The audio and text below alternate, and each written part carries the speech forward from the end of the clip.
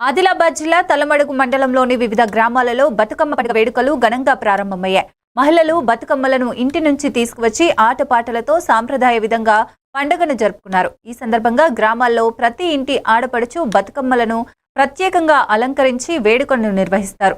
గ్రామస్తులు మరియు మహిళలు ఉత్సాహంగా పాల్గొని స్థానిక సంప్రదాయాలను భద్రపరుస్తూ సంబరాలను ఆహ్వానించారు.